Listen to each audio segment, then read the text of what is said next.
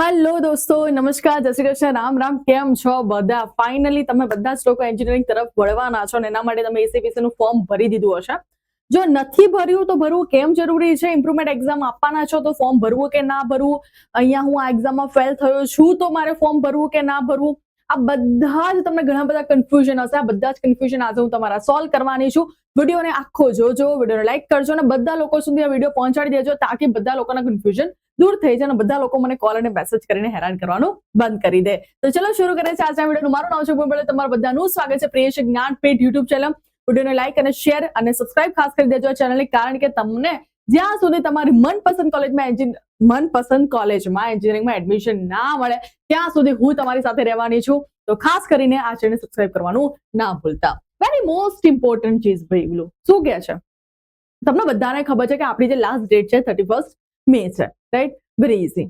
હવે first question બાળકોનો એ છે, મેરિટ કેટલી વાર બને? મેરિટ 2 વાર બનશે.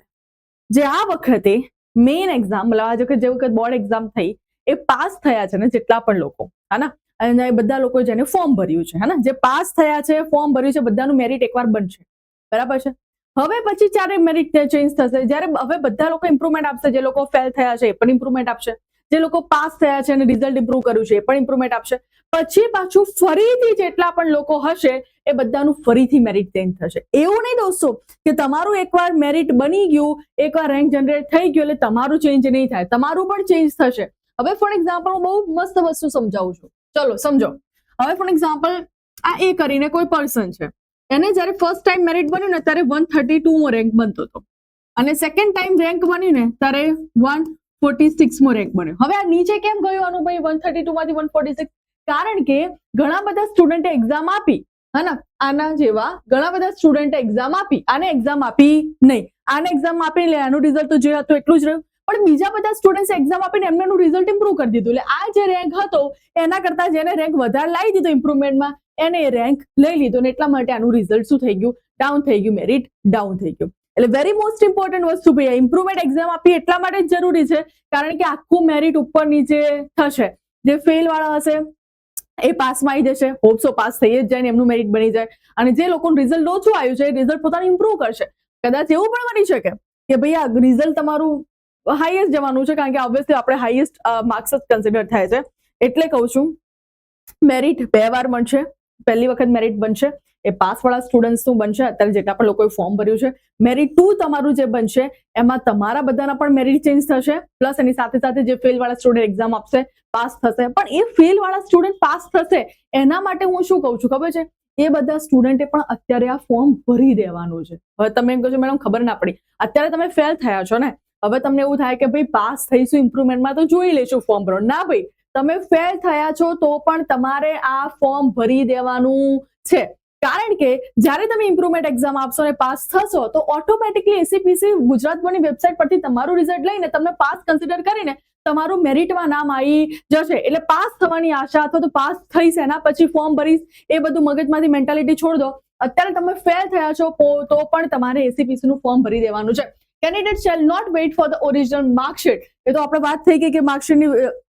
ઓકે, સેકન્ડ મોસ્ટ ઇમ્પોર્ટન્ટ વસ્તુ, મેડમ માર્કશીટ અપલોડ કરવાની જરૂરી નથી. સીટ નંબર અપલોડ કર્યો છે ને, સીટ નંબર પરથી ઓટોમેટિકલી તમારી માર્કશીટ કન્સિડર કરી લેશે, તમારું રિઝલ્ટ ત્યાંથી લઈ લેશે. એટલે માર્કશીટ અપલોડ કરવાની જરૂર નથી, અત્યારે પણ નહીં અને ઇમ્પ્રુવમેન્ટ વખતે પણ નહીં. માર્કશીટની કોઈ જરૂર નથી, સીટ નંબર પરથી લઈ લેશે.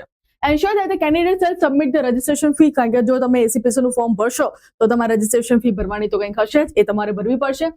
If you are still waiting for the category documents and you are feel that document will take a time. હવે ઘણા બધા પેરેન્ટ્સ શું કે બેટા અત્યારે ફોર્મ ના ભરીશ કારણ કે મેં આપણી જે કેટેગરી છે એસસી છે, એસટી છે, ઓબીસી એના માટે મેં એપ્લાય કર્યું છે કેટેગરી સર્ટિફિકેટ લેવા માટે, પણ હજી સુધી આવ્યું નથી. તો શું કરવાનું?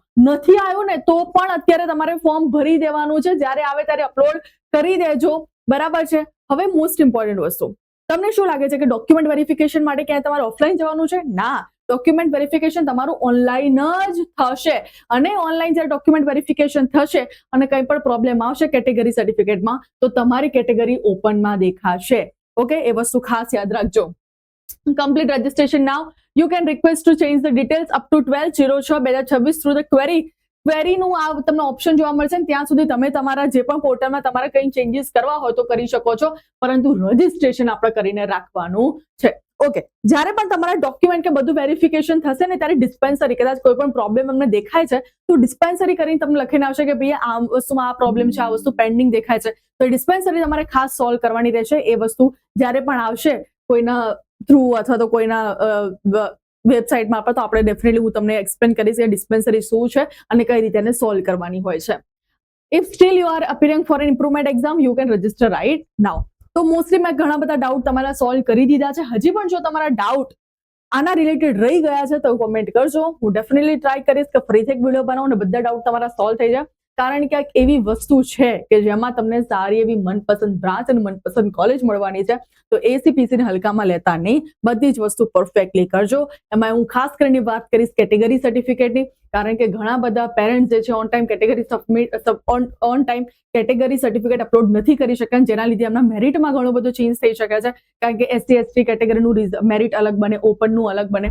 તો હું રિક્વેસ્ટ કરીશ કે જેટલા પણ પેરેન્ટ્સ પોતાના કેટેગરી વાઇઝ અપલોડ કરવા માંગતા હોય, કેટેગરી સર્ટિફિકેટ જલ્દી બનાવે અને અપલોડ કરી દે. કોઈ પણ કન્ફ્યુઝન હોય તો કમેન્ટ કરી શકો છો, વિડીયોને લાઈક કરી દેજો અને બધાને શેર કરી દેજો, અને કોઈ પણ કન્ફ્યુઝન હોય તો મને કહી દેજો. ટીટીએમ બાબા, ટેક કેર દોસ્તો, જય શ્રી કૃષ્ણ, રામ રામ.